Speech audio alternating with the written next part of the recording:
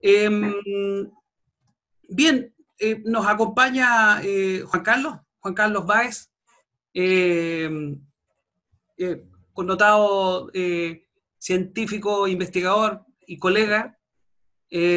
Bueno, ya algunos de ustedes ya me conocen, yo soy Ariel Silva. Bueno, aprovecho también de agradecer a Juan Carlos que nos haya considerado para poder hacer esta especie de charla, ¿cierto?, de conversatorio acerca de un tema que, bueno, que por lo menos los que estamos aquí aparentemente nos apasiona a todos, ¿cierto?, que es la geodesia en términos muy generales, ¿cierto? Esta conversación en realidad apunta a poder saber qué es lo que está haciendo Juan Carlos, cómo ha estado también el proyecto de las estaciones de referencia en el centro sismológico y otras cosas también que podrían llegar a ser interesantes, ¿cierto?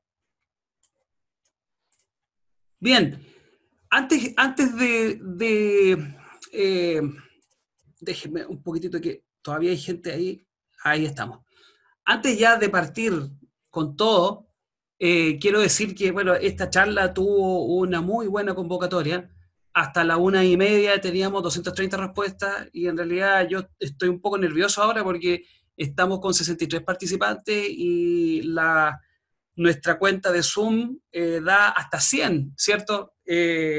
No quisimos invertir en algo más grande porque nunca nos íbamos a imaginar que íbamos a tener tan gran convocatoria, ¿cierto? En los cursos anteriores habíamos tenido 60, 70 personas, ¿cierto? En temas que, bueno, que son comerciales. Y la verdad es que, bueno, la verdad es que es bastante gratificante. ¿Bien? Bien. Bueno, Juan Carlos Báez es ingeniero de ejecución y geomensura. Él estudió en la Universidad de Concepción, en Chile, y también cuenta con un doctorado en ciencia geodésica, ¿cierto?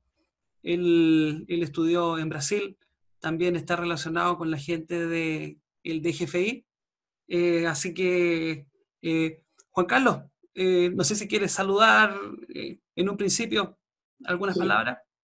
gracias Ariel. Bueno, primero quiero agradecer la invitación que ustedes me hacen para eh, conversar en estos días de cuarentena sobre un tema que me apasiona a mí, que es la geodesia. Y quiero también aprovechar de saludar a mis exalumnos, que veo algunos que están ahí presentes, y, eh, agradecer a toda la audiencia, digamos, que está participando hoy día. Esta más bien no es una charla así cerrada, sino que es una conversación y obviamente en las conversaciones las cosas son abiertas, así que espero tener, digamos, preguntas, bastantes preguntas y lo que no alcancemos a responder ahora, obviamente en una segunda oportunidad me pueden escribir a mi correo fácilmente, digamos, y yo les contesto en la medida de lo posible a todos. Así que muchas gracias y sigamos, ¿no, Ariel? Bien, perfecto. Bueno, era esa justamente la idea, compartir, digamos, algunas experiencias en el ámbito de la geodesia. Yo sé, Juan Carlos, que es un tema que a ti te apasiona muchísimo. Eh, a mí también, pude verlo también cuando me ayudaste en mi memoria de posgrado, ¿cierto? Bueno, y aprovecho también de agradecerte por todo lo que, por todo lo que me enseñaste también ahí en ese periodo, ¿cierto? Eh, Vamos a ver acá algunas cosas. Bueno, yo rescaté esto de tu currículum, ¿cierto? Una gran cantidad de publicaciones, ¿cierto? Esto, no sé si hay alguna que quisieras compartir, ¿cierto? ¿Hay un estudio en particular de lo que hayas hecho que, no sé, que quisieras comentar?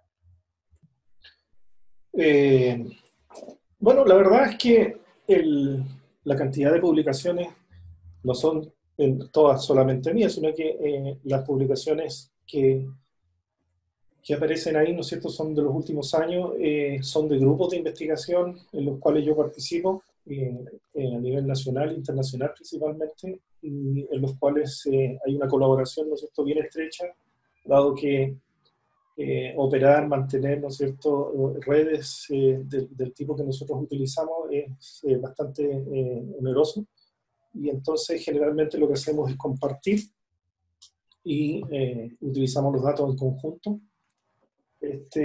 Y respecto a lo que tú me preguntas, bueno, uno siempre se refiere a los últimos trabajos, pero yo marcaría en que esta actividad nosotros en el estudio de la geodinámica llevamos alrededor de 25 años trabajando en este tema, y partimos colaborando con algunos grupos de investigación norteamericanos ahí, al principio de la década del 90, y después nos independizamos un poco sobre este tema y comenzamos a generar nuestras propias preguntas, digamos, nuestras propias hipótesis, y las cuales hemos ido abordando, ¿no es cierto?, en el transcurso de los años.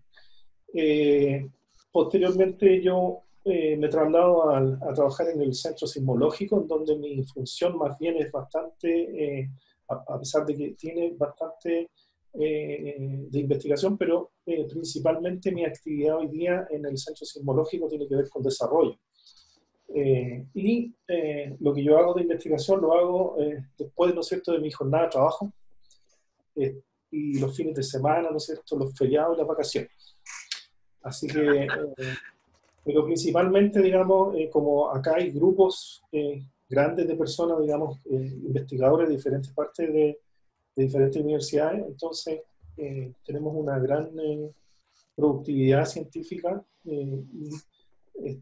uno siempre recuerda así como el highlight de cuál es el trabajo más importante, y siempre el primero es el más importante. Yo diría que mi primer trabajo relacionado con la cinemática de América del Sur es obviamente, digamos, el primer trabajo en el que definitivamente, ¿no es cierto?, yo puse todo mi esfuerzo y que me generó una serie de hipótesis posteriores que hemos ido probando a lo largo del tiempo. ¿En qué año fue eso? Eso fue en el año 2002. 2002. Sí. Ok. Oye, Juan Carlos, mira, y bueno, dentro de toda de esta nutrida, digamos, investigación, yo puse acá también mi tesis. Obviamente que no como parte de tu publicación, pero bueno, también en alguna medida como, digamos, para hacer notorio, digamos, también el constante apoyo que tú les estás dando a algunos estudiantes, ¿cierto? Entonces, eso también yo quería destacar, ¿cierto? Bueno.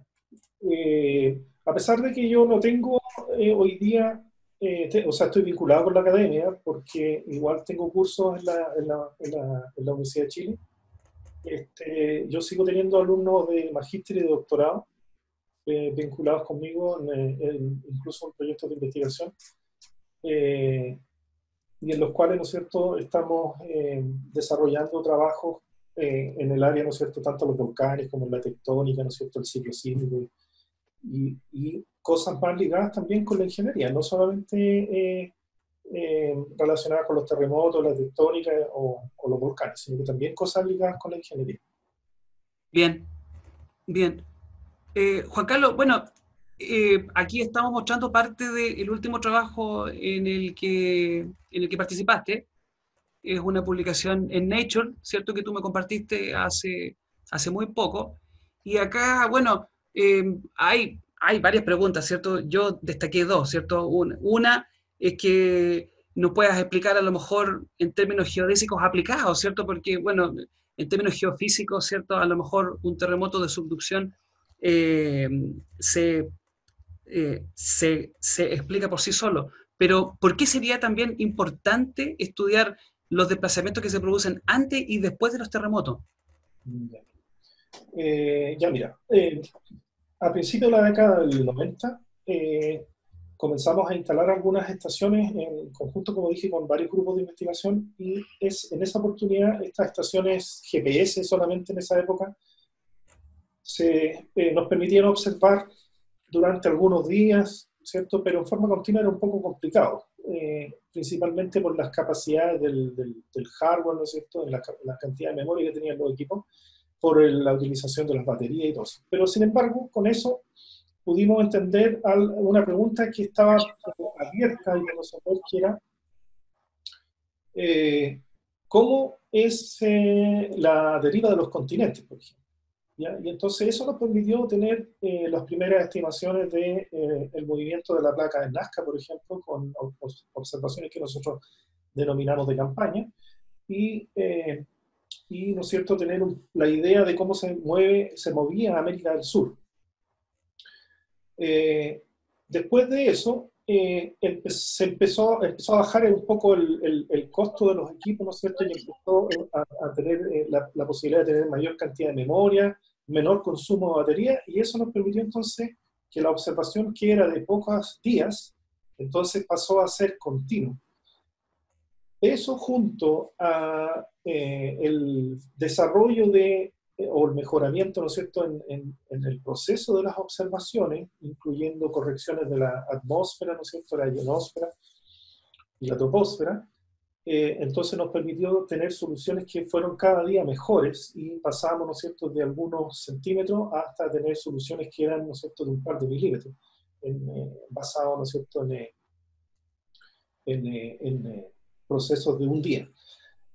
Con esas observaciones repetidas en el tiempo, entonces nos empezamos a dar cuenta de que existía un efecto, tanto, ¿no es cierto?, que podíamos separar, que era regional en el caso de América del Sur, como empezamos a ver también que en estas series de tiempo de mayor tiempo, de la duración, digamos, de años de observación, empezaron a aparecer efectos, ¿no es cierto?, que pudimos ir identificando, y algunos que, digo con bastante claridad, que no podíamos explicar muy bien.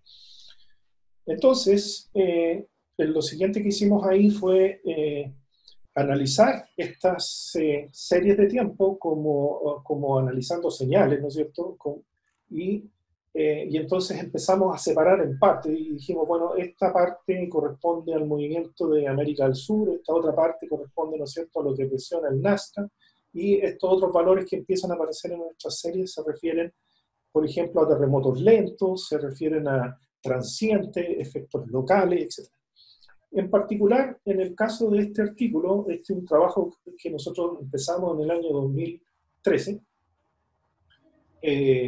nos dimos cuenta que en el terremoto de el Maule y en el terremoto ¿no es cierto?, de Japón, de Tohoku, Okay. había una señal presente en las series, como remanente después de separar todos los efectos, ¿ya?, y que uno conoce o que puede identificar, que, ¿no es cierto?, aparecía en lugares, digamos, de algunos cientos de kilómetros, hasta 1000 kilómetros y un poco más incluso, y que se podrían explicar, ¿no es cierto?, como un pulso que ocurre previo al terremoto, ¿no es cierto?, con alguna anticipación. Obviamente, siempre basado en análisis que uno hace con los mejores productos, las mejores órbitas, las mejores correcciones atmosféricas, etc. Entonces, lo que se concluye en este artículo es que efectivamente queda demostrado que sí hay un efecto, y que ese efecto provoca, ¿no es cierto?, un deslizamiento en el contacto, ¿no es cierto?, que nosotros denominamos terremotos lentos, antes del terremoto de Japón y antes del terremoto de Chile. Después de eso, hemos ido, ¿no es cierto?, mejorando nuestra forma de analizar estos datos, y hemos encontrado que se ve en otros terremotos recientes en Chile. Eso es lo interesante. Ok. ¿Y esos terremotos, digamos, estarían dentro de esta denominación de lo que se conoce como terremoto de subducción? Claro. Ok, Los que analizamos son terremotos de subducción. ok. Y se encuentra esta señal que tú planteas, ¿cierto? Y esto, en alguna medida, yo sé que, bueno, va a ser difícil contestar, pero ¿sería como posible poder predecirlo? No es tan así como la predicción es siempre va como un paso más adelante. Nosotros no estamos tan allá. La predicción no es tan posible hoy día porque, por lo menos con esta técnica, como yo dije, nosotros usamos los mejores productos y los mejores productos se demoran algunos días. Entonces, podríamos tener podríamos llamar así, un precursor, ¿ya? Y eso se podría observar algunos días antes, pero como decir, mañana a las 3 de la tarde, ¿no es cierto?, con 45, eso es difícil, muy difícil, por ahora, Ya. ¿no? Oye, Juan Carlos, mira, el Juan Pablo Benavides, que es muy buen amigo tuyo también, y mío Sí. también, está preguntando si estos terremotos lentos son iguales a los terremotos silenciosos. Claro, lo que pasa es que el término lento significa que, bueno, no hay ruido, eso es lo que quiere decir. Entonces, claro, el silencioso también, el término es similar, pero ya se aceptó en la literatura internacional un slow sleep event, que es un terremoto lento, en español, digamos. Ok. Entonces, es lo mismo. Y Carlos Petit también está preguntando si el término subducción, ¿a qué se debe? La subducción es un término que se utiliza para explicar que hay ¿no es cierto?, una placa que choca con otra, pero en vez de producir, ¿no es cierto?, alzamiento, lo que hace es que se mete abajo y empieza a descender y se consume finalmente en profundidad, ¿no es cierto?, se transforma con el calor y otras cosas se transforman. Pero eso es subducción.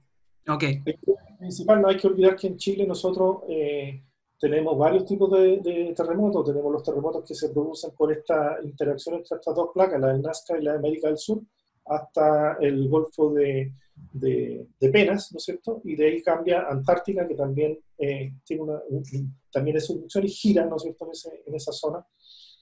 Pero también tenemos terremotos que se deben a, ¿no es cierto?, a terremotos que ocurren dentro de la placa, ¿cierto?, lo que se conoce como intraplaca, y tenemos otros terremotos, ¿no es cierto?, que ocurren producto de fallas geológicas. ok, Entonces, en específico, de este artículo estamos hablando de terremotos de subducción. perfecto, Juan Carlos. Respecto a la red GNSS, o bueno, ustedes le llaman red GPS por una cuestión de reconocimiento de marca, ¿cierto? Todo el mundo conoce GPS. En nuestra área, bueno, nosotros como especialistas, ¿cierto? Entendemos lo que es GNSS, entonces se entiende que la denominan GPS. Pero bueno, eh, preguntarte sobre cómo partió este proyecto y cómo te viste involucrado tú en la constitución de esta red. Ya, la Red Sismológica Nacional, así se llama, ¿ya? Entonces la Red Sismológica Nacional tiene varios tipos de sensores. Uno de esos son los GNSS. Dicho sea de paso, nosotros le pusimos GPS desde el inicio, pero nuestras estaciones observan GPS y GLONASS en su mayoría. Entonces, como ya quedó establecido así, hemos pensado en cambiarlo a GNSS, pero lo que significa, no, digamos, un cambio que no sea muy, un trastorno, digamos, de tener que cambiar de una página que diga GPS para los usuarios a una que diga GNSS. Exacto. Debería decir GNSS. Esto partió en el año 2007. Hubo un enjambre sísmico en la zona sur de Chile, cercano a la localidad de Aysén. Y entonces, en ese entonces, yo trabajaba en la Universidad de Concepción, fuimos como grupo a instalar instrumentos en conjunto con otras instituciones, la Universidad de Chile, ¿no es cierto?, y un grupo francés y un grupo americano, y pusimos estaciones de GPS en esa época. Y ocurrió ahí, ¿no es cierto? Ustedes ya conocen bien la historia, pero en detalle me gustaría solamente resaltar que eh, había una hipótesis de que eso era un volcán que probablemente iba a aparecer en alguna parte. Entonces estábamos todos esperando que apareciera, ¿no es cierto?, un volcán ahí escupiendo lava en alguna parte o ¿no es cierto?, estas cenizas que habitualmente aparecen. Pero cuando nosotros pusimos todos los equipos de GNSS o GPS, lo que conseguimos probar fue de que ahí lo que existía era realmente un tramo de la falla de Liquiñovsky que se activó, ¿no es cierto?, y era la que estaba generando entonces la sismicidad. Con eso, entonces decidimos poner más equipo y estábamos en eso y vino, ¿no es cierto?, un sismo que provocó deslizamiento en las montañas, ¿no es cierto?, aledañas al fiordo, y eso provocó a su vez, ¿no es cierto?, tsunamis locales y nos destruyó varias de las estaciones que teníamos instaladas y murieron 10 personas desaparecidas, me recuerdo bien. Entonces, en ese entonces, la presidenta Michelle Bachelet, y ella preguntó en algún momento qué necesitábamos en Chile para tener mejor monitoreamiento de estas cosas, y obviamente la respuesta fue: necesitamos tener una red. Y ahí entonces nació, porque en ese gobierno se apoyó para la creación, ¿no es cierto?, la compra de los primeros equipos, y posteriormente se creó, se formó, ¿no es cierto?, lo que se conoce hoy día como el Centro Sismológico Nacional. Obviamente que antes de eso había otra institucionalidad que es bastante más antigua, nosotros somos recientes, y que está, ¿no es cierto?, también partió en la Universidad de Chile, que es el Centro Sismológico Nacional. Entonces, se creó este proyecto, y este proyecto consideró la instalación de varios tipos de sensores que componen nuestra red hoy día, la Red Sismológica Nacional. Entonces, me dio el acelerómetro, ¿no es cierto?, banda ancha y GNSS. Perfecto. Quizás me faltó decir cómo llegué yo ahí. Bueno, yo me hice cargo en el año 2014 de la red de GNSS, pero principalmente en la parte de desarrollo, ¿ya? Porque en nuestro centro hay ingenieros que están dedicados para la operación de terreno, personas que se dedican al análisis, ¿no es cierto?, y las personas que hacen desarrollo. Y la red la terminamos de instalar el año 2016, 2017, por ahí, y ahora llevamos cambios menores, ¿no es cierto?, y mejoramiento de la geometría que tenemos en la red. Y lo que aparece en el mapa ahí en rojo son instrumentos que pueden calcular la posición con el módulo RTX de Dreamboat. Los amarillos son estaciones que están en convenio con el Centro Sismológico Nacional, y las de azul son instrumentos convencionales, ¿no es cierto?, de GPS y GLONASS, todos ellos. Y hoy día tenemos alrededor de 150 instrumentos instalados. Es una buena cantidad. Y bueno, me imagino que todavía faltan. Todo lo que estamos instalando de aquí en adelante, ya no como centro sismológico, porque digamos, el presupuesto, el proyecto ya terminó, ya se instaló. Entonces lo que estamos instalando de aquí en adelante son instrumentos que provienen, ¿no es cierto?, de proyectos de investigación fondos u otro tipo. O sea, hay una larga lista de opciones. Bien. Juan Carlos, mira, hay una pregunta de Henry. Dice, ¿cómo se separan las diferentes señales de las series GPS? Ya. Bueno, hay A lo mejor, a lo mejor es un poco amplio, pero bueno, dale. Sí. Hay varias técnicas, ¿no es cierto? Lo primero que uno puede hacer es observando la serie. Uno lo primero que se da cuenta es que existe una componente lineal, ¿no es cierto?, que nosotros conocemos como velocidad, y que es la componente principal de la señal. Además, en el caso de Chile, las series también tienen esta parte lineal, ¿no es cierto?, que para el efecto del estudio de la tectónica nosotros reconocemos como intersísmico. Y en el momento, cuando ocurre un terremoto, nosotros ese valor estático, el salto que se produce en la serie, lo denominamos cosísmico, también se conoce como desplazamiento estático, depende del autor. Y después, ¿no es cierto?, viene un periodo de postsísmico, donde hay una curva bien clara que tiene una componente principal, ¿no es cierto?, en la dirección este-oeste.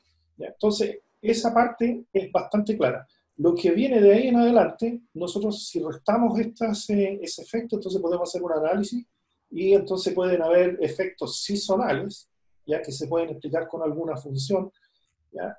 y entonces podemos sacar de la serie ese efecto seasonal una vez que lo tenemos bien determinado, y entonces vamos viendo que el residuo también empieza a mostrar y empiezan a aparecer cosas que uno ya, ¿no es cierto?, en la señal completa no son evidentes. Pero esa es más o menos la forma de ir separando. Bien. Juan Carlos, y volviendo a lo de la red del Centro Sismológico, bueno, sabemos que la red tiene una orientación de, digamos, monitoreo geodinámico, ¿cierto? Está orientado lógicamente al tema sismológico, pero sin duda que para la comunidad de la geodesia en Chile ha sido un tremendo avance. Bueno, aquí está la dirección para los colegas que no conozcan. En esta dirección ustedes pueden descargar archivos Rainex de observación en formato Hatanaka, ¿cierto? Sí. En formato Hatanaka. Ahora, si nos puedes comentar acerca de eso, ¿cuál ha sido tu experiencia con los usuarios de estos datos? Ya. Mira, en el año 2014, cuando yo llegué al Centro Sismológico, una de las principales tareas que me encomendaron fue de generar publicación de los datos para que cualquier persona que necesitara los datos pudiera utilizarlos. Entonces, lo primero que hicimos fue publicar datos en una tasa de observación de 15 segundos en archivos diarios, ¿ya? Porque eso para el estándar internacional es 30 para geodinámica, pero en 15 segundos lo consideramos suficiente.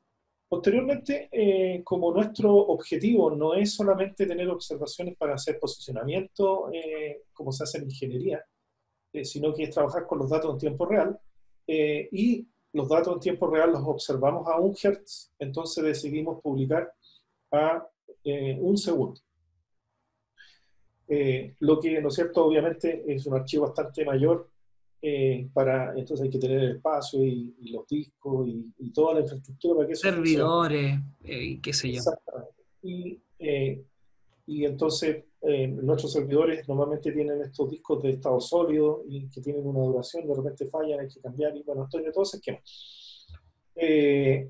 Y los usuarios al principio, yo creo más bien por una falta tal vez yo incluso reconozco falta de información nuestra, pero el formato en que nosotros publicamos corresponde al formato internacional que utiliza ¿cómo se llama? La IGS, el Servicio GNSS Internacional, y que corresponde, ¿no es cierto?, a observaciones, en este caso de 1 segundo, comprimidos con Hatanaka, y, ¿no es cierto?, comprimidos con algún zip, ¿ya? Y sin órbitas, obviamente, solamente la observación. Entonces mucha gente pregunta, ¿y qué pasa con las órbitas? ¿Por qué no publican las órbitas? Como Sí. si estamos pensando, las órbitas están ligadas a cada estación, ¿ya? Y si no tiene las órbitas, entonces no lo puede procesar los datos. Oye, Juan Carlos, discúlpame, y justamente había una pregunta al respecto, por qué no cargan las órbitas? Claro. Bueno, lo que hay que decir ahí es que las órbitas que nosotros podríamos publicar serían las órbitas transmitidas, y que son las peores órbitas, digamos, que uno puede utilizar en el posicionamiento. Absolutamente. Entonces, pero existe ya servicios, varios servicios que publican órbitas, ¿no es cierto?, que son mejoradas. Entonces, y eso no hay que esperar mucho tiempo. Por lo tanto, nosotros tampoco nos sirve la órbita a todo esto. Nosotros solo utilizamos la observación, y entonces decidimos no publicar las órbitas porque eso genera más espacio y genera más confusión, cuando un mismo archivo de órbita sirve para todas las estaciones de Chile. ¿Sí? Porque las Exactamente. órbitas son globales, ¿no? Sí, sí. Bueno, ahí también complementar que hay una serie de servidores en donde están las órbitas. Nosotros en el último tiempo hemos estado utilizando las de multi-GNSS. Son órbitas, digamos, multiconstelación, así que también Claro. hacer ese llamado, ¿sí?, a los diferentes usuarios a que puedan ocupar eso a través de descargas por internet.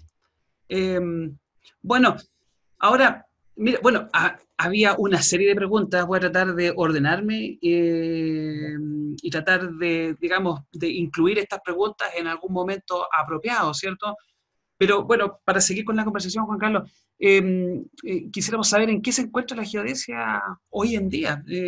saber si estás haciendo, digamos, algún trabajo interesante que pudieras compartir, también en el ámbito científico y también bueno, lo comentabas tú, que no todo es investigación, digamos, científica, también hay mucho de transferencia tecnológica, ¿cierto? Entonces, cuál es la relación con la ingeniería también? Ya mira, yo debo decir que mi función en el centro sismológico no es de ser investigador. Entonces, el 99% de mi tiempo yo lo dedico a esa actividad. Y lo que nosotros hacemos en el centro sismológico es desarrollar aplicaciones con GNSS, eh, utilizando el desplazamiento para la caracterización rápida de terremotos de magnitud superior a 7.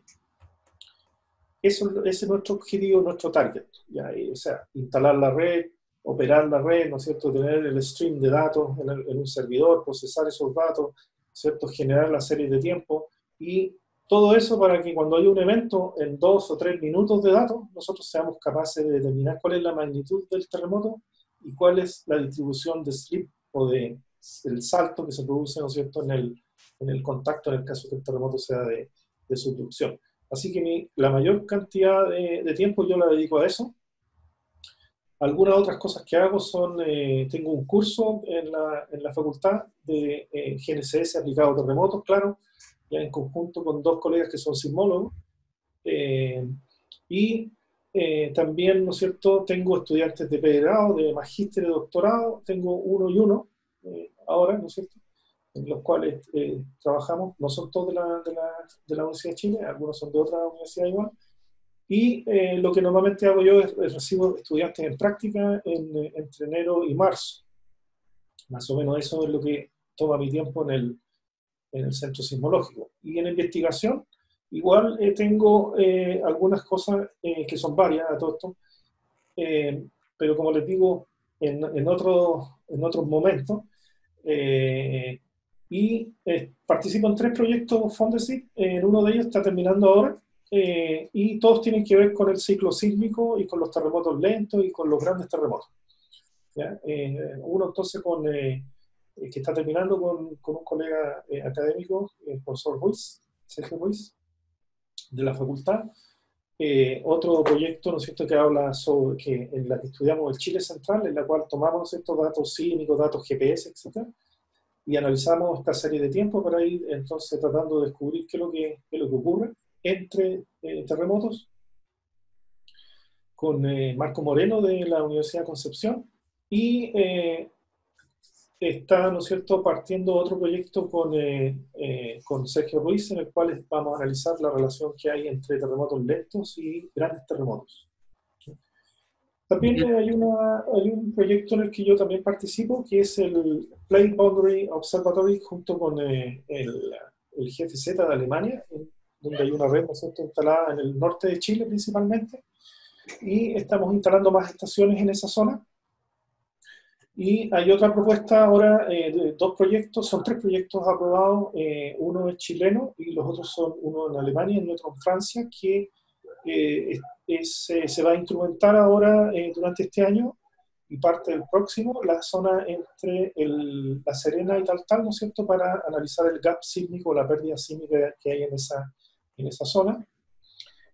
Y se me escapa algo, estamos también trabajando con algunos colegas observando qué es lo que pasa con la falla que está aquí, la falla San Ramón, cerca de mi casa.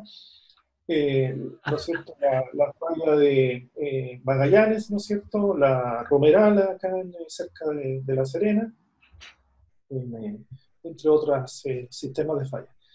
Y en el ambiente de la investigación también, pero más también relacionados con la parte de transferencia tecnológica, estoy trabajando bastante con Henry Montesino, que me hizo una pregunta ahí, creo. Sí, sí, sí, era él.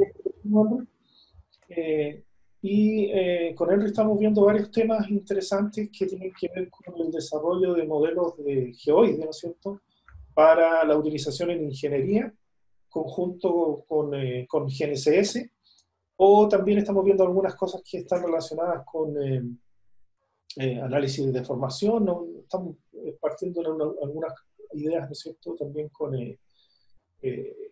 de los volcanes, ¿no es cierto?, donde yo también tengo algunos estudios hechos ahí.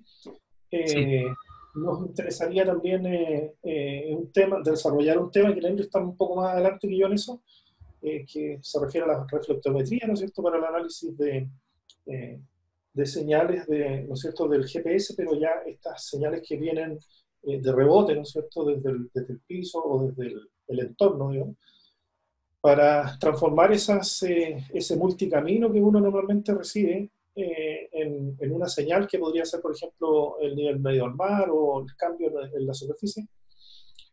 Eh, Estamos haciendo algunas cosas también de interferometría, ¿no es cierto?, de radar, combinado con ingeniería, que nos permiten entonces, por ejemplo, ver deformaciones en ciertas regiones donde hay presas, donde hay, qué sé yo, infraestructura, y que están sometidas a diferentes cambios, digamos, que normalmente lo que dicen las normas tradicionales es que eso se controla a través de topografía, pero se deja fuera, ¿no es cierto?, lo que es la deformación regional.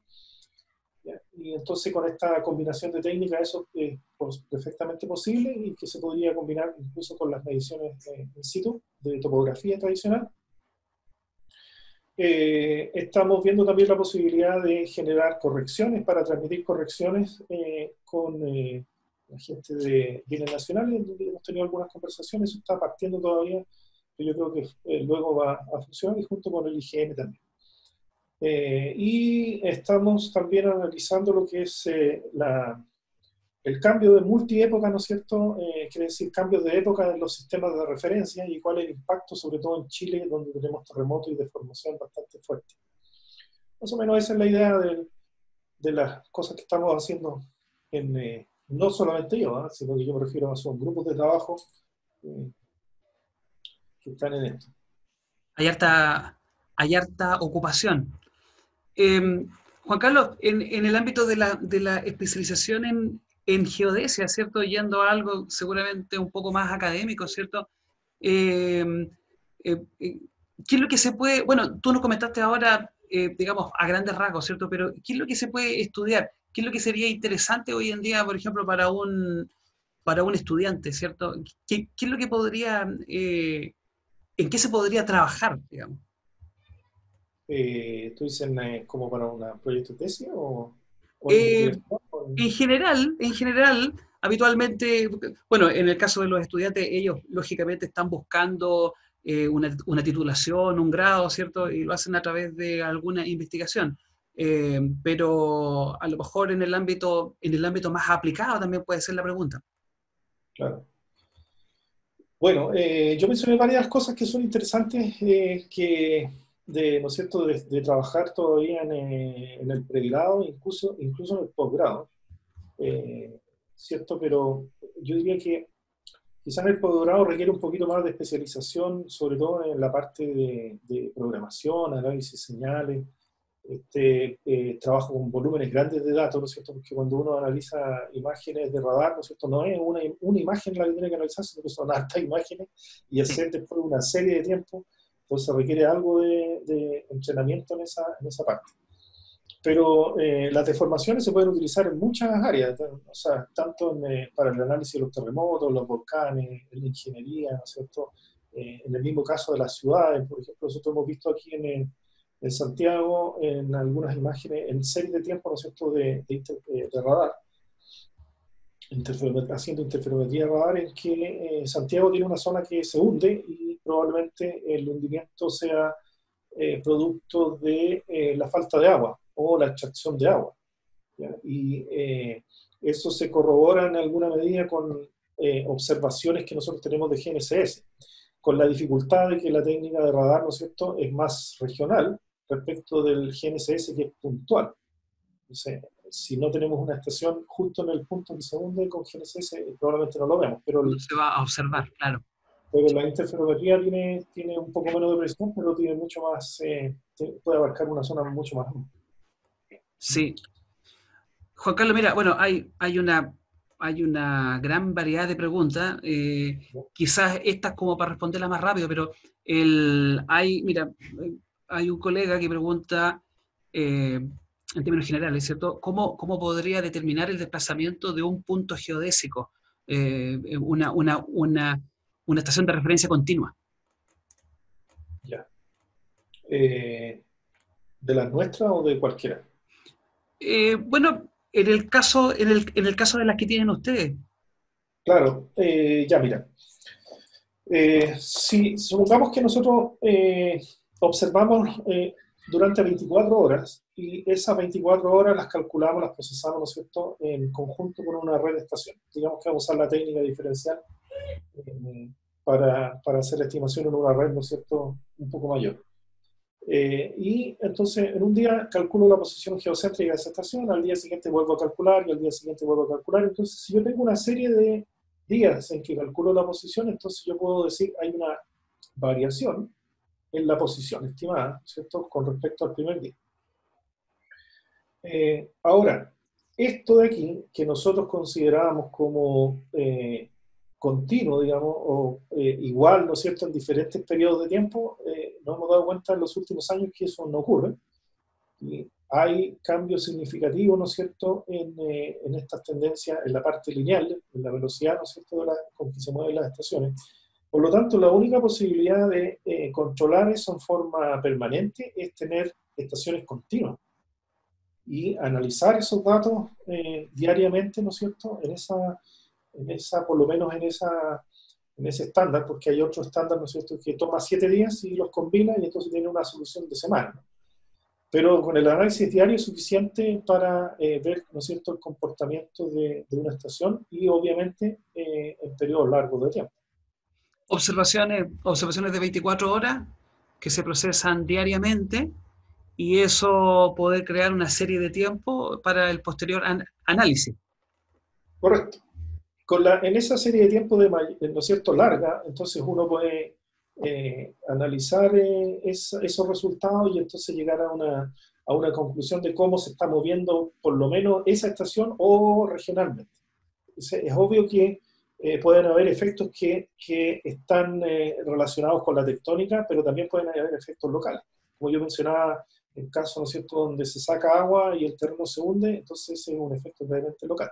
Exactamente, sí. Mira, Juan Carlos, también hay otra pregunta que, bueno, yo creo que ya fue contestada, pero de todas maneras, se pregunta cuál ha sido la experiencia en Chile utilizando la red pasiva y activa para estos estudios, ¿cierto? Eso, bueno, ya lo comentaste, las ventajas que tiene la red activa por sobre la red pasiva, ¿cierto? A pesar de los avances tecnológicos, se sigue ocupando bastante los datos de la red pasiva.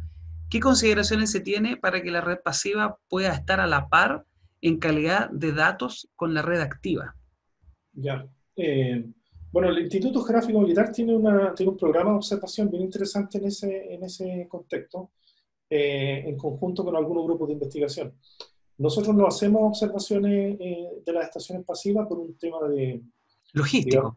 no logístico, sino que nosotros tenemos un convenio con ONEMI y ONEMI nos dice, ustedes hacen observación continua y el análisis es para terremotos, entonces no es para posicionamiento.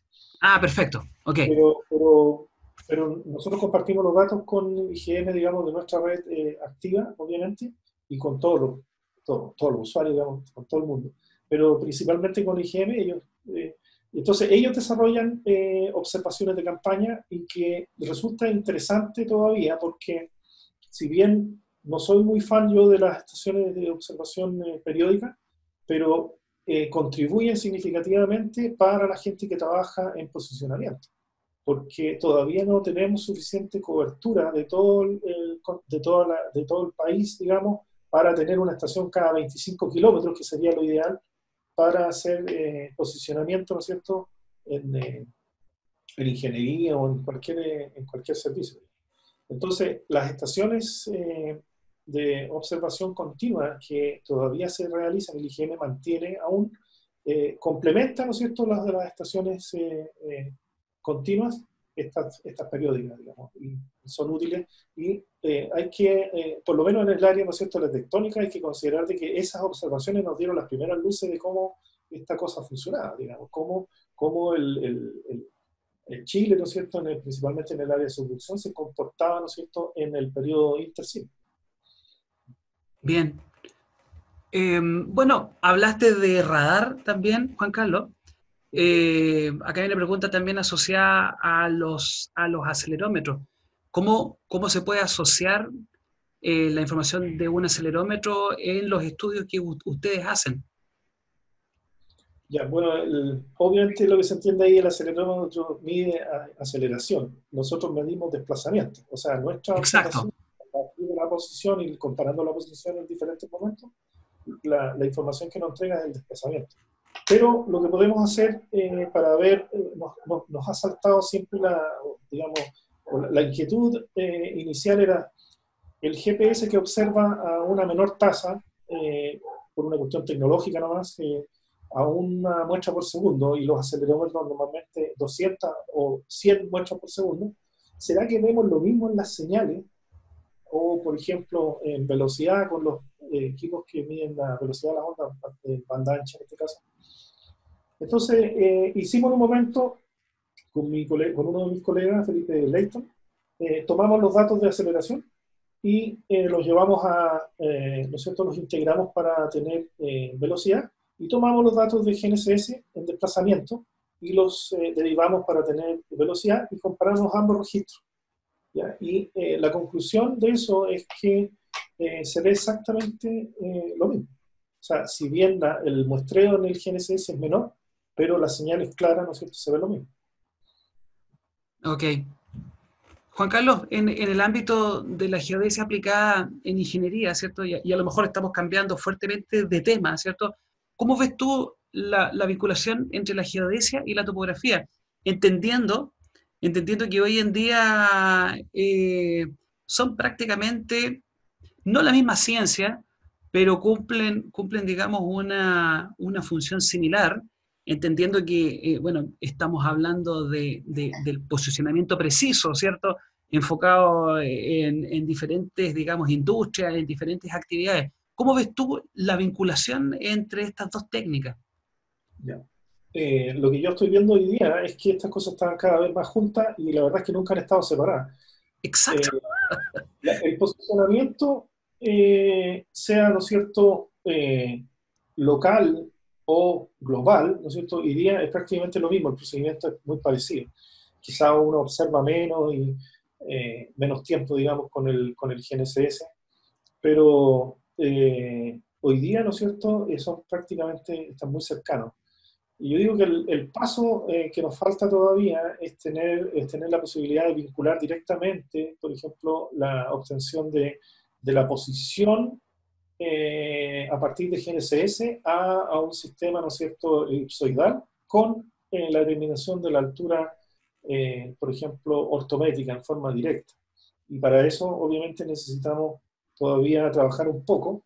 Con Henry Montesino tenemos algunas cosas ya hechas en algunas zonas del país y que estamos, ¿cómo se llama?, probando para liberar esas cosas, ¿no es cierto?, para que en general los usuarios puedan utilizarlas. O sea, Sí, la idea es poder resolver rápidamente la determinación de la altura, que es la tercera coordenada, ¿no es cierto?, para rápidamente, mediante la utilización de GNSS. sí. Juan Carlos, mira, eso mismo es súper interesante porque, bueno, lógicamente nos lleva a todo el ámbito de la geodesia física, determinaciones, digamos, de carácter físico, ¿cierto? En ese ámbito, GPS le falta, digamos, esa componente, ¿sí? Pero ¿por qué se ve, por ejemplo, en Brasil, que ellos ya cuentan hace algún tiempo con un geoide? Por qué en Chile no hay eso? No, yo creo que la respuesta no es tan así como que no hay en Chile, porque ocurre que el Instituto Geográfico Militar tiene cooperación con varias instituciones a nivel internacional, principalmente norteamericana, y entonces cuando se genera el set de datos que se utiliza para ¿no es cierto?, calcular estos modelos globales, normalmente se contribuye bastante con observaciones chilenas. Ok, En Chile existe un modelo que también el IGM formó parte ahí de ese trabajo, de un levantamiento gravimétrico aéreo que se hizo entre Arica y Concepción. Y entonces ellos tienen un modelo mejorado ¿no es cierto?, para Chile en esa zona, ¿no es cierto? Tengo entendido que todavía falta una parte que va más hacia el sur, pero sí hay harto trabajo en esa área. Ahora, entender que esa es una de las partes caras de la geodesia, porque un gravímetro absoluto cuesta $500.000, y uno absoluto, un gravímetro relativo, ¿no es cierto?, digital, cuesta $120.000, ¿ya? Que son equipos que no se hacen en serie, en masa, sino que se hacen a medida. Exacto, sí. Juan Carlos, mira, y bueno, acá hay algunas frases para analizar. Le tengo miedo a la geodesia. Yo lo he escuchado harto. Ah, La geodesia es GNSS. Nunca voy a usar la geodesia porque solo hago topografía. O prefiero medir con estación total. ¿Qué es lo que le dirías tú a esos colegas que les cuesta tanto aceptar, ¿cierto?, este ámbito mancomunado, ¿cierto?, entre la geodesia y la topografía, que, bueno, hoy en día estamos llamando posicionamiento preciso. sí. Bueno, yo no veo una separación. Es que no la hay. Contestando la primera pregunta, esa que dice le tengo medio a la geodesia, me parece más como en la universidad, porque era un ramo difícil de pasar, no conmigo, ¿ah? pero, pero era difícil, tenía sus dificultades. Eh, yo creo que estas cosas siempre han estado unidas, lo que pasa es que se confunde un poco en ese ámbito, digamos, que están separadas la geodesia de la topografía. Eh, ¿Puedes volver a la anterior? Ah, perdón, disculpa, ahí. Ahí, ya, sí. Esto que en la geodesia GNSS obviamente no es así, eso. Eh, yo he, ¿cómo se llama?, desarrollado bastante el área GNSS, pero me interesa también mucho la parte del campo de la gravedad de la Tierra. Tuvimos un proyecto bien interesante con Alemania para la observación y proceso, ¿no es cierto?, de datos de BLBI y láser. ¿Ya? Y eso presentaba una ventaja enorme. El problema es que nosotros hoy día podemos instalar un GPS en cualquier lado, ¿no es cierto?, una antena GNSS, pero colocar un observatorio, ¿no es cierto?, para poder, ¿no es cierto?, hacer la técnica de BLBI o láser es un poco difícil, digamos, porque el costo es muy alto y eso requiere entonces de un esfuerzo más bien internacional. Y si ustedes se recuerdan, tuvimos una estación en Concepción, pero lamentablemente después se fue a Argentina. Entonces la idea era poder, en zonas de terremotos, recuperar rápidamente el sistema de referencia teniendo, ¿no es cierto?, la combinación de BLBI, láser y GNSS. ¿No es cierto? Entonces eso nos iba a permitir tener las tres principales técnicas que se utilizan en ITRF. Recordar que en ITRF es la combinación de estas técnicas y sumando también DORIS, ¿ya? Y que GNSS es solamente una de ellas. Exactamente. De hecho, GNSS es como una técnica de densificación, siendo la más importante, si no me equivoco, ahí me corrige, BLBI y SLR. Claro, es que el BLBI y SLR, digamos, son sensibles a un par de parámetros que, digamos, GNSS no es tan sensible. Entonces, cuando uno habla, ¿no es cierto?, en la definición de un sistema de referencia, uno dice origen, orientación y escala. Y cada una de las técnicas te entrega, ¿no es cierto?, uno o dos parámetros de estos tres que yo menciono que son los fundamentales. Eso en muchos años de geodesia no ha cambiado. Exacto. Origen, ¿no es cierto?, orientación y escala, sigue siendo la pregunta principal hoy día. Sí. ¿Cómo se constituye un sistema de referencia? ¿No es cierto? Mira, habían hartas preguntas con respecto a los tipos de sensores también que se utilizaban en investigaciones o, digamos, en el trabajo en el centro sismológico, ¿cierto?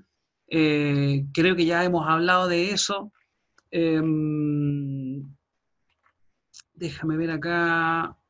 eh, ¿Magnetómetros usan ahí en el centro sismológico? No, ¿No? Ok, Por bien, ahora, no. perfecto. Pasemos a Circa, Juan Carlos. ¿Ya? Según tu opinión, bueno, recién hablábamos de los puntos pasivos, los puntos activos, ¿cierto? Sirgas ha tenido ahí algunas campañas, partimos con Sirgas 95, yo recuerdo haber estudiado también con Sirgas 95, eh, luego la campaña de Sirgas 2000 y hoy en día con Sirgas Con, ¿cierto? Eh, ¿Cómo tú has visto el desarrollo de Sirgas acá en la región? Ya mira,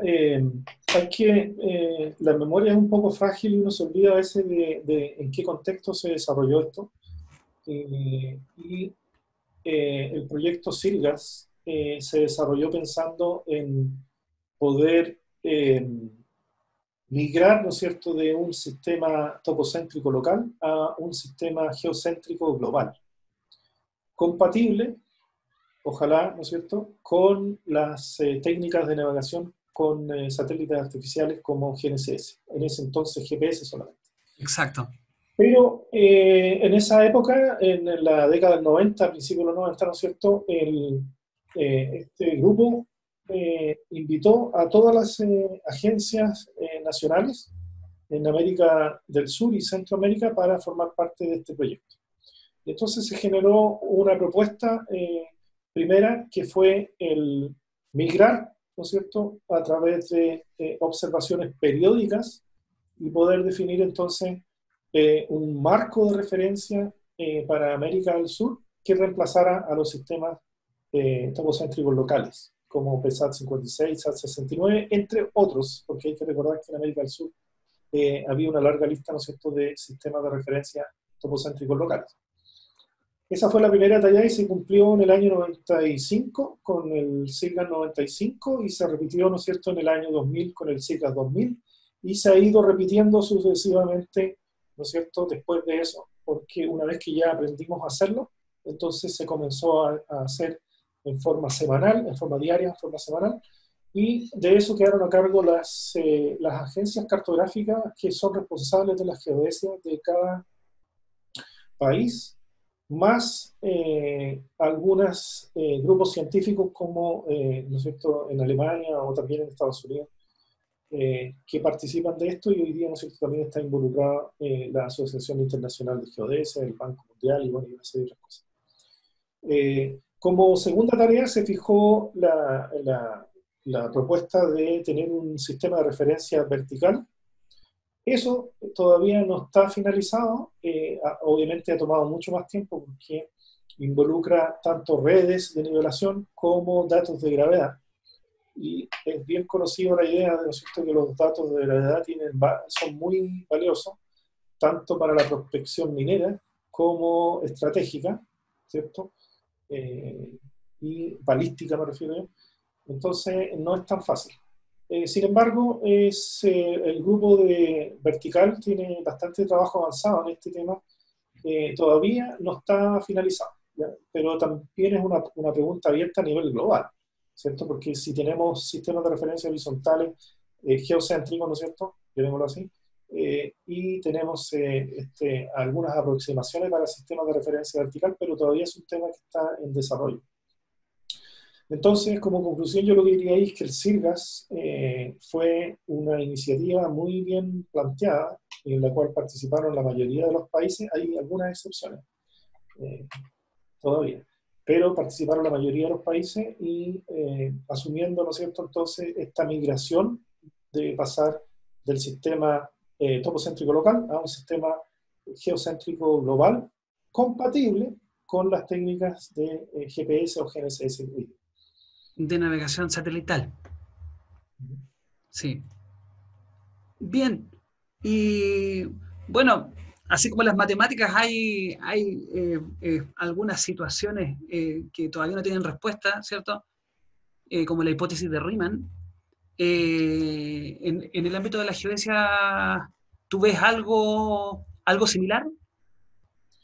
Claro, lo que yo creo es que todavía hay cosas que uno podría analizar en geodesia, ¿no es cierto? Ya no como una observación directa, que nosotros estamos muy acostumbrados solamente, ya, observamos coordenadas, y la verdad es que con GPS uno no observa las coordenadas, ¿cierto? Que si las observables son otras, el resultado final son las coordenadas. Pero en forma directa uno podría decir, bueno, en este entorno ¿no es cierto?, en el planeta Tierra, si ustedes quieren, con todas esas actividades que aparecen ahí presentes, la geodesia lo que hoy día hace es que en forma indirecta permite determinar variaciones en el ambiente, ya sea a través, por ejemplo, un caso, lo que tiene que ver con la tectónica, la deriva de los continentes, ¿no es cierto?, los terremotos, en el caso de la corteza. También hay observaciones submarinas, acordarse que hay una técnica que se denomina GPS submarino, ¿ya? No es exactamente, pero el principio es parecido al GPS, pero se denomina GPS submarino. Entonces, la observación de la ionosfera, ¿no es cierto? En el caso de, hay algunas, ¿no es cierto?, pruebas que muestran que cuando existen eventos terremotos grandes, ¿no es cierto?, también se ve afectada la ionosfera. Incluso hay hipótesis que dicen que primero se afecta la ionosfera y después viene el terremoto, cosas que todavía están por probar. O también, por ejemplo, la determinación de la cantidad de vapor de agua, trabajos, digamos, que ya están en algunos países bien desarrollados, pero en Chile específicamente estamos partiendo en esa área, y hay un grupo acá de meteorología, ¿no es cierto?, de los atmósferas, que están trabajando con la determinación de la cantidad de vapor de agua con el GNSS, y esa cantidad de vapor de agua entonces lo quieren generar en un flujo y modelarlo, ¿no es cierto?, en condiciones de lluvia y saber cuánta agua podría caer. El trabajo de los volcanes, qué sé yo, bueno, y, por lo menos en geodesia también observamos qué pasa con el nivel del mar. Quizás es un trabajo que podemos hablar en otra oportunidad, pero en la cual yo también he trabajado en un momento, ¿no es cierto?, cuando estuve en Alemania, a través, ¿no es cierto?, de estos altímetros, satélites altímetros, ¿no es cierto?, que observan por rebote, ¿no es cierto?, y entonces en varias misiones que permiten determinar finalmente cómo son los flujos o las corrientes, ¿ya?, y permiten determinar también cómo varía el nivel del mar. Entonces, yo creo que si bien en geodesia uno pensaba, bueno, yo mido con mi teodolito o mi estación total, o observo con el GNSS, y mi resultado siempre es una posición, pero al igual que nosotros, en el centro sismológico, nosotros no usamos el GNSS para levantamiento, ni para ingeniería, no. Pero sí consideramos que el dato es tan valioso, tanto para el ámbito técnico como para el ámbito científico, que los ponemos a disposición de la comunidad nacional e internacional para que puedan hacer investigación o puedan usarlo simplemente en ingeniería. Entonces, me parece que algunas cosas que todavía están por estudiar generan quizás se podrían mejorar, sería establecimiento de grupos de trabajo, de investigación en diferentes centros, ¿no es cierto?, que pudieran trabajar en estos temas. Hoy día nos hemos concentrado mucho en geodesia solo en el ámbito técnico y en los terremotos, en el posicionamiento, digamos. Pero no hay personas dedicándose a otras áreas, bueno, a la excepción del Henry, que le interesa bastante y trabaja en esa área. Pero en Chile no hay. Entonces, yo lo que diría es que tenemos poca gente en geodesia en Chile. Necesitamos más grupos de investigación. Hay que mirar, por ejemplo, cantidad de proyectos aprobados en FONDESIP, que son los proyectos regulares, en el área de ciencias de la Tierra, pero relacionados con geodesia. Todos están relacionados con terremotos. Y en varios de ellos yo participo. Pero en geodesia pura, no hay. Bien. Juan Carlos, bueno, ya para ir terminando, voy a hacer un barrido acá por las preguntas, algunas preguntas que faltaban, ¿cierto? Volviendo al tema de los terremotos, y a lo mejor es una pregunta como administrativa, ¿cierto? Eh, eh, al parecer era una alumna tuya, dice, entonces, si tú piensas que Chile, siendo un país subdesarrollado, está preparado para prevenir futuros sismos o terremotos de gran intensidad. Ya. Eh, Astrid pregunta. ah, no me acuerdo de Astrid, pero bueno, Chile no es un país subdesarrollado, es un país en vías de desarrollo, que es diferente. Y eso yo creo que es importante decirlo, porque cuando éramos un país subdesarrollado teníamos harto apoyo, ¿no es cierto?, de las grandes potencias. Hoy día ya eso no ocurre, dado que somos un país en vías de desarrollo. Eh, yo creo que predecir los terremotos es una pregunta abierta y no hay respuesta para eso. Es difícil, digamos, contestarla. Si yo soy sismólogo, voy a decir al tiro que los terremotos no se pueden predecir. Pero como soy investigador, además, me cuesta cerrarme a que algo que me interese investigar no tenga una posible solución. Claramente, sí. Entonces, sí, lo que nosotros nos hemos ido acercando es a entender mejor cómo funciona el sistema, cómo funciona, ¿no es cierto?, nuestro planeta, y en base a eso entonces hemos ido tratando de descubrir que, dadas ciertas condiciones, podría ser, ¿no es cierto?, que ocurra un evento. Pero ese podría ser todavía no es así tan tajante como decir va a ocurrir en ese día a esta hora. A eso todavía no hemos podido llegar. Sí. Mira, hay otra pregunta de Sergio respecto a la falla de San Ramón. Tú Ya, comentaste algo en el último seminario geoespacial que hicimos ya. en octubre, ¿cierto? Entonces él dice, me gustaría saber si la falla de San Ramón o las fallas en general se activan solas o a través de algún sismo que la active y cuál sería el daño que podría producir. Ya, quizás es una pregunta buena para los geólogos. Lo que yo Sí, puedo señalar es, las fallas se pueden activar solas, ¿no es cierto? Producto de que hay esfuerzos ahí, ¿no es cierto?, que se van generando producto de la tectónica, o se podrían activar a través de un sismo. Podrían ser muchos casos, no hay uno solo tajante, digamos. Podrían ser flujos en el caso del sur, ¿no es cierto?, eh, de la parte baja, que activan una parte de la falla. Lo que yo podría señalar es que nosotros estamos observando la falla San Ramón con varios parámetros, tanto la sismicidad, junto con investigadores de la facultad, aquí en la Universidad de Chile, y el Centro Sismológico, también estamos observando ¿no es cierto?, la cinemática, la parte, ¿no es cierto?, superficial, para entender si es que existe alguna evidencia de, ¿no es cierto?, reciente, que nos pudiera decir esta cosa se está activando, ¿no es cierto?, y se está moviendo, y si se está moviendo, entonces podría haber algo importante. Tenemos resultados y nuestros resultados indican que existe un movimiento asociado a la falla. Todavía está dentro del error, podríamos decir, ¿ya? Y para los que se acuerdan de estadística, si la estimación que tenemos, ¿no es cierto?, es menor que el error, entonces no es significativo. Estamos en ese margen todavía, pero sí hay movimiento y estamos dentro del error. Así que necesitamos observar un poco más. ok.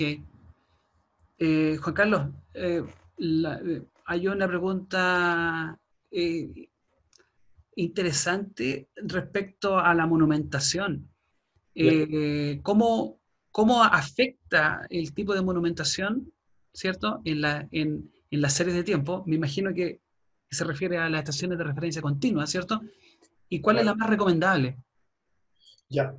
Eh, Mira, si yo soy geodesta, me gustaría instalar todas las estaciones en roca y entonces eliminar todas las posibles ruidos del entorno, ya sea, ¿no es cierto?, porque colocamos algo en sedimento y aumenta el volumen de agua en algún momento, ¿no es cierto?, el nivel freático sube y eso nos afecta en la serie. Pero cuando uno sale a terreno a instalar las estaciones, quiere colocar en un lugar donde tenga todas las posibilidades, incluso incluye seguridad, buena iluminación, buen horizonte, ¿no es cierto? Poco señales de multicamino, sin vegetación, etc. Entonces, la combinación de todo eso, al final termina por instalar estaciones que a veces tienen un poco de ruido, que se puede estimar y se puede filtrar. Pero yo pondría al principio en la lista las estaciones instaladas en roca y quizás al último pondría las que están en los edificios. Mm. Sí. Entonces, ahí probablemente van a aparecer como 500 preguntas más que dicen que no se pueden instalar las estaciones en otro lado, porque en el edificio nadie se nos va a robar, ¿no es cierto? Sí, Claro, pero el edificio tiene un comportamiento, tiene una señal, y por último, del punto de vista geodésico, digámoslo así, para posicionamiento, quizás sea suficiente. ¿Ya? sí, Pero para otro tipo de estudio, uno encuentra señales ahí que tienen que empezar a analizar y comprender bien para sacarlos de la serie y poder entonces filtrar y dejar lo que uno necesita mirar.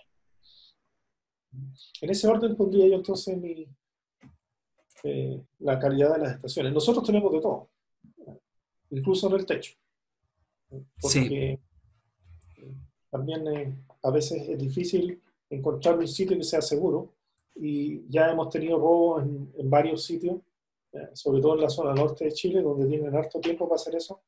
Eh, entonces se llevan los paneles solares y las baterías. Sí, absolutamente. Hay que aprovechar todas las instancias posibles como para poder instalar estaciones, pero lógicamente que, claro, afecta en términos de lo que es el resultado. Nosotros tuvimos una experiencia similar en la estación de Talca, en el edificio de la universidad allá en Talca. ¿Ya? Y bueno, ya en virtud del tiempo, la última pregunta y tiene que ver con el RTK. Eh, bueno, tú ya comentaste algo de eso, pero siempre es un tema que es muy atractivo para los diferentes usuarios. Y si hay algo de RTK en, digamos, en vista de las estaciones que tiene el centro sismológico. Ya. Claro, mira, en definitiva, lo que nosotros estamos viendo como una opción de compartir lo que no es archivo, sino que ya eso viene a ser en tiempo casi real. Esto es poder enviar correcciones y como nosotros no somos usuarios de eso, pero sí tenemos contacto con la gente del Instituto Geográfico y Militar, que ellos están evaluando, porque eso también requiere una inversión y algunas otras cosas, y la gente de bienes nacionales. Ellos también tienen interés en poder ofrecer un servicio de correcciones. Nosotros, por nuestra parte, lo que podemos hacer es compartir aquellas estaciones que llegan a nuestro servicio de caster. Y ese caster lo puede leer, ¿no es cierto?, un tercero, en este caso, ¿no es cierto?, de la administración pública, obviamente, porque nosotros estamos en archivo, podemos compartir con todo el mundo, pero en cosas en tiempo real que pueden afectar nuestro funcionamiento, es La difícil. integridad de la red. Claro. Y entonces sí, eso yo creo que digámoslo así, que en mediano plazo, eso yo creo que va a ser efectivo. Buenísimo. Bien, yo creo que ya se nos acaba el tiempo. Son ya las 4:15, ya hemos estado más de una hora. Así que, bueno, eh, agradecer a los asistentes. En realidad estuve ahí monitoreando la cantidad de asistentes y ya estamos en 100, estamos en el tope. Seguramente hubo gente que estuvo esperando, ¿cierto? Así que, bueno, yo les doy las disculpas del caso, pero el servicio de Zoom que teníamos nos aguantaba hasta 100, ¿cierto? Y bueno, y tuvimos más de 200 y tantas solicitudes para esta reunión, ¿cierto?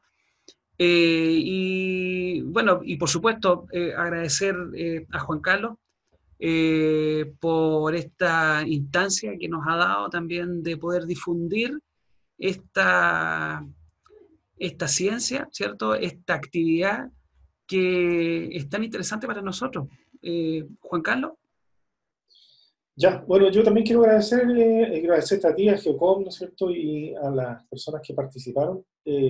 No los puedo ver a todos porque tengo una pantalla grande, pero veo varios conocidos ahí, así que saludos para todos. Y les comunico también, quería decir que en un futuro no muy lejano vamos a hacer otra, eh, digamos, de estas charlas, digamos así, donde vamos a mostrar cómo se producen los datos de GNSS en el centro, cómo se publican y cómo utilizarlos. ¿Ya? Veo que está Cristian ahí, y una pregunta recurrente en nuestro correo es sobre certificados de coordenadas. Eso me acordé. Como nosotros no somos entidad certificadora, nosotros solamente generamos el dato, lo publicamos y lo ponemos a disposición de los ingenieros, ¿no es cierto?, o de la gente que lo necesite. Nosotros no podemos certificar coordenadas. Entonces, el valor que aparece en el RAINEX, en este caso, es un valor medio que está hecho, ¿no es cierto?, con un PPP simplemente, pero el Instituto Geográfico Militar es la entidad que certifica las coordenadas. Entonces, normalmente lo que nosotros hacemos es derivamos a través digamos, del Instituto Geográfico Militar para que tomen contacto con ellos, y ellos entonces tienen un servicio de certificación de coordenadas para las estaciones. Bien, bien, Juan Carlos. También recordar el tema de las efemérides. Están las efemérides también abiertas. Yo los invito a los usuarios de los archivos de observación del Centro Sismológico que también incorporen las efemérides en su software de procesamiento. Están las Multi-GNSS Experiment, esas también están ahí disponibles, y bueno, y lógicamente en los productos que nosotros comercializamos es posible también usarlas. ¿Ya? De hecho, bueno, hay algunos videos ahí que hemos preparado en el canal de YouTube. Bien, llegamos al final, pues, Juan Carlos. Agradecido del tiempo y también de todo digamos, el entusiasmo que le has puesto a este ámbito. ¿Bien? Gracias a ti, Ariel, y a todos los presentes en esta video, ¿cómo se diría? Conferencia, ¿no? Una videoconferencia, sí, ya que está tan de moda ahora. Ok, gracias, Juan Ya, Carlos. cuídense, que estén todos muy bien y quédense en la casa. Ok, gracias. Chao. ¿Listo? Chao.